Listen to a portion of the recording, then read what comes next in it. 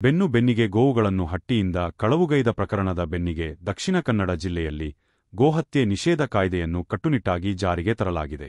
ಬಂಟ್ವಾಳ ಗ್ರಾಮಾಂತರ ಪೊಲೀಸ್ ಠಾಣೆ ವ್ಯಾಪ್ತಿಯ ಪುದು ಗ್ರಾಮದ ಮಾರಿಪಳ್ಳ ನಿವಾಸಿ ಹಸನಬ್ಬ ಎಂಬಾತನ ಮನೆ ಮತ್ತು ಕಸಾಯಿಖಾನೆಯನ್ನು ಪೊಲೀಸರು ಜಪ್ತಿ ಮಾಡಿದ್ದಾರೆ.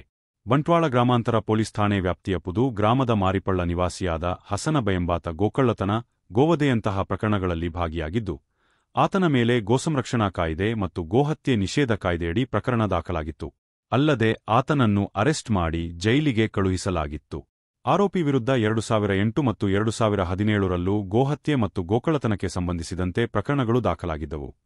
ಆರೋಪಿ ಗೋಕಳ್ಳತನ ಮಾಡಿ ಬಳಿಕ ಅದೇ ಗೋವುಗಳನ್ನು ತನ್ನ ಮನೆಯಲ್ಲಿ ಯಾವುದೇ ಪರವಾನಗಿ ಇಲ್ಲದೆ ಮಾಂಸ ಮಾಡಿ ಮಾರಾಟ ಮಾಡುತ್ತಿದ್ದ. ಇದೀಗ ಪೊಲೀಸರು